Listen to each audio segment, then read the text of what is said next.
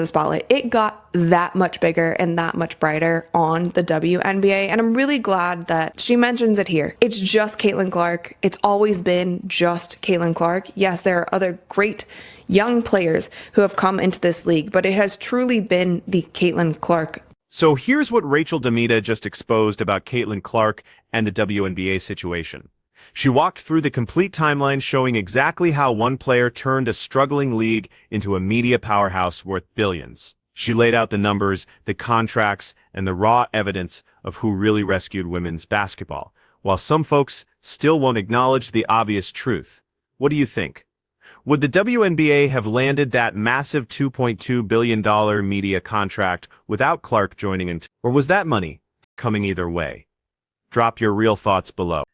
To talk about this ESPN article, and it's entitled WNBA CBA Negotiations at an Impasse, 11 Things That Got Us to This Point. And this was written by Alexa Filippo. She has been covering all things WNBA relentlessly, but I've seen a lot of discourse about a couple of things in this article, so I simply wanted to go over it with you guys. Rachel Demita just released this breakdown of an ESPN piece by Alexa Filippo covering the WNBA's contract negotiations. Hidden in that timeline sits the truth everyone's been avoiding for 2 years now. Caitlin Clark didn't just help the WNBA or contribute to its success. She literally rescued it from mediocrity.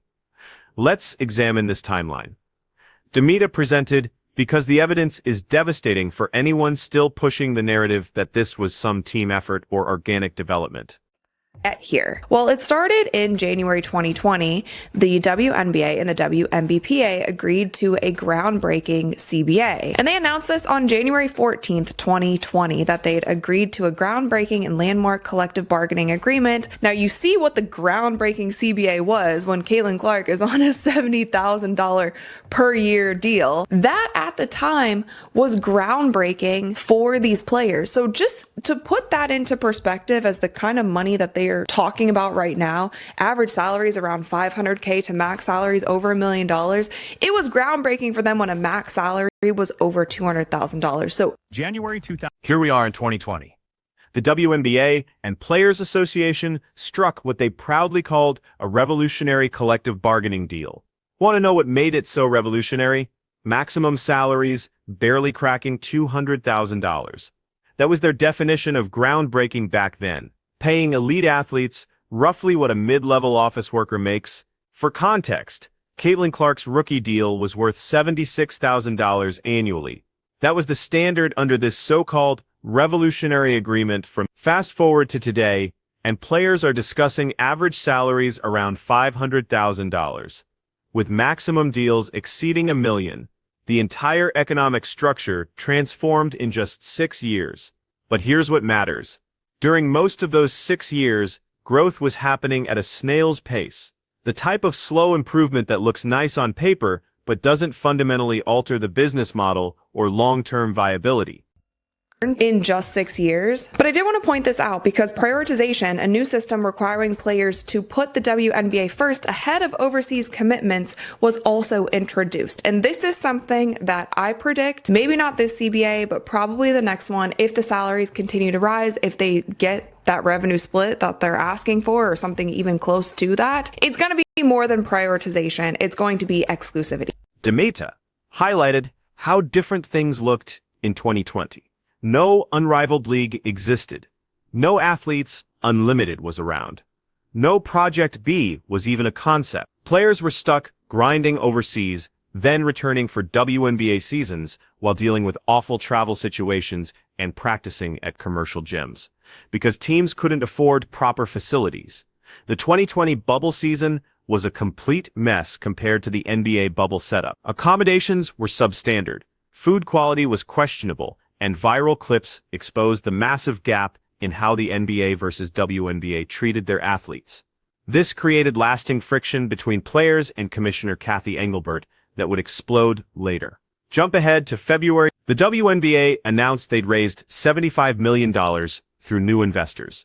This is where the situation gets messy and where Demita admits she might have been too critical of Engelbert previously.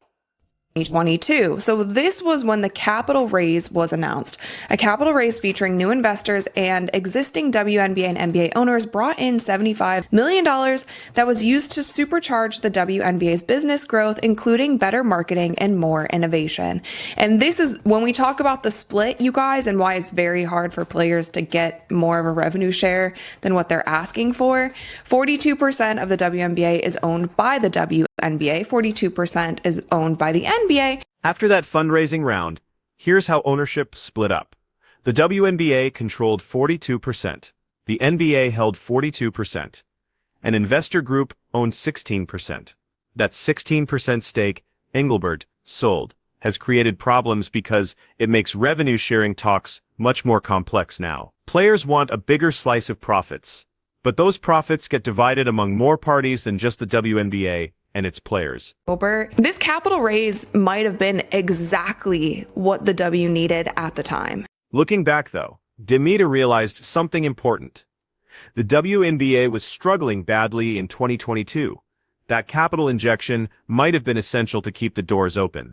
Without that money for better marketing and innovation efforts, would franchises have shut down? Would the league have been forced to eliminate teams? The NBA, and I think that that's an okay thing. Like, we should be able to say this aloud, because if now they don't need the NBA, or in the next 5 years they won't need the NBA, then you have this runway to try to Demita raises a valid concern here.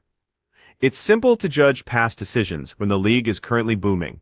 But back then, Engelbert was probably making difficult choices to ensure the WNBA survived long enough to capitalize on what nobody saw coming. And what nobody saw coming was Caitlin Clark arriving in April 20. Clark got drafted and the entire landscape shifted instantly.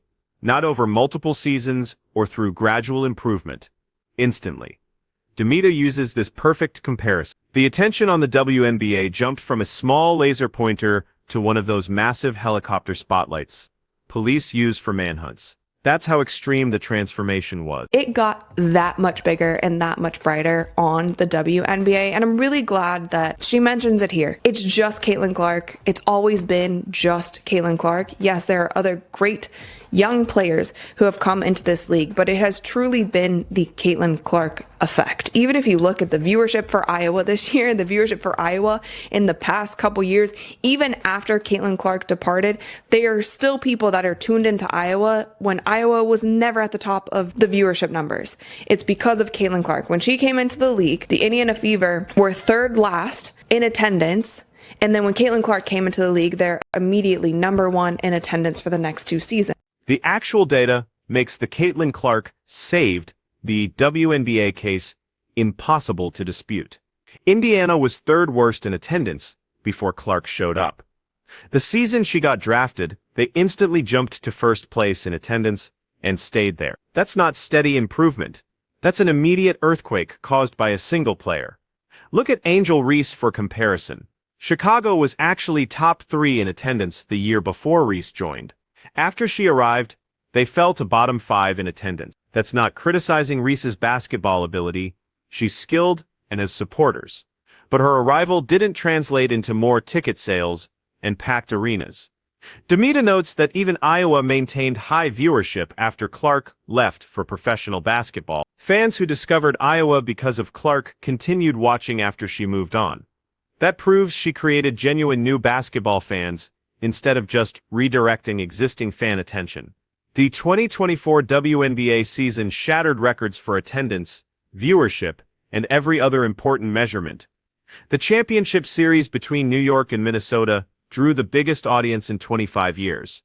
While both teams played excellent basketball, let's be real about why casual viewers were suddenly interested in the WNBA that season. Caitlin Clark. Demita stresses that the WNBA was experiencing slow growth from 2020 to 2024, but it was incremental progress that moved like a gentle slope upward. Then Clark joined, and the growth curve went straight vertical. That's not natural development. That's one individual completely changing a league's entire direction. The financial evidence settles the argument. July 2024. The WNBA locked in an 11-year media rights package worth $2.2 billion, or $200 million annually, with Disney, Amazon Prime, and NBC Universal. This deal got negotiated and completed just months after Caitlin Clark was drafted. Think that timing is accidental? Media executives watched viewership explode during Clark's first season. They witnessed sold-out arenas. They saw social media buzz go through the roof. They watched casual sports fans suddenly care about women's basketball. Then they cut a $2.2 billion check because they believed those numbers would hold steady. They believed Caitlin Clark had permanently altered the market value of WNBA programming. Without that media contract, current negotiations would look totally different. Players couldn't demand revenue splits and huge salary bumps because there wouldn't be sufficient revenue to divide up. The financial foundation making these demands even remotely realistic exists because of the media rights deal, which exists because of Caitlin Clark. Demita brings up an interesting prediction about prioritization rules and possible possessivity requirement. Currently, WNBA players can compete overseas during the off-season, but prioritization rules require them to choose the WNBA if schedules conflict. If salaries keep climbing, if players get anywhere near the revenue percentage they're demanding, Demita thinks the next agreement might include exclusivity requirements, meaning players would be banned from playing overseas completely, similar to NBA exclusivity arrangement. That only functions if WNBA paychecks are large enough that players don't need overseas income to survive. Those higher salaries only happen if revenue keeps expanding, and revenue expansion depends entirely on maintaining and growing the audience Caitlin Clark delivers. Notice how everything connects back to one player. Demita also discusses the facilities arms race that began in April 2023 when Las Vegas unveiled their 64,000 square foot practice complex. Before 2023, teams were literally using YMCA facilities and commercial fitness centers for practice. Now it's a competition to build the most advanced training facilities possible. Indiana's new facility will reportedly cost $100 million. Chicago and Dallas are constructing new complexes. These investments are happening because owners finally believe the WNBA is a profitable business worth major financial commitments. And they believe that because of the audience expansion driven by Caitlin Clark. Demita mentions the conflict between players and Cathy Engelbert that erupted right before the 2024 championship. Nafisa Collier made public statements attacking Engelbert's leadership, which diverted attention from the finals themselves. This is where Demita makes another excellent point. The WNBA must prioritize delivering outstanding basketball. All the contract negotiations and media coverage and league politics means absolutely nothing if the actual games aren't entertaining enough to keep casual fans watching. She points out that the 2025 All-Star Game was, players wore "Pay Us What You Owe" us shirts then delivered a worse performance than even the famously terrible NBA All-Star Game. That's not how you build lasting viewership. That's how you alienate casual fans and make them return to ignoring women's basketball completely. The truth is, these players won't compete forever. Caitlin Clark will eventually retire. If the WNBA hasn't developed a consistently exciting product by then, the audience she attracted will vanish just as quickly as it appeared. Demita also examines Unrivaled and how its viewership problems expose the reality about who actually draws viewers. When Caitlin Clark plays golf, that generates higher viewership than Unrivaled games. That's not hyperbole, it's measurable. Paige Bueckers was supposed to be the next superstar, the next player capable of driving massive interest. But her Unrivaled appearances aren't pulling anywhere near the numbers people predicted. Meanwhile, anything Caitlin Clark does, literally anything, creates enormous engagement. This isn't diminishing other players' abilities. Angel Reese is talented. Paige Bueckers is talented. But talented player and transformational cultural force are completely different categories. The WNBA has plenty of talented players.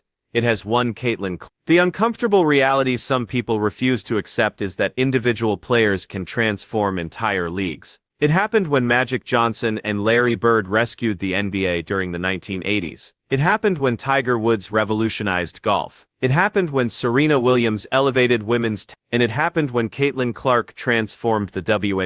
Demita deserves recognition for examining this timeline honestly and acknowledging where she might have misjudged Cathy Engelbert's choices. She also deserves credit for simply stating what's obvious. Caitlin Clark saved the WNBA, and pretending once means ignoring reality. Players currently in contract negotiations have leverage they never possessed before. They're demanding salaries and revenue percentages that would have been ridiculous 5 years ago. They have that leverage because of the media rights contract. They secured that media contract because of exploding viewership numbers. They got those viewership numbers because of Caitlin Clark. It really comes down to that, so that's the breakdown. Rachel Demita presented the undeniable timeline proving Caitlin Clark rescued the WNBA, and the data speaks for itself. If you want more straightforward analysis of women's basketball without the sugarcoating, hit that like button and subscribe for the latest commentary. What's your take? Can the WNBA sustain this momentum after Caitlin Clark eventually retires? Or will everything fall apart?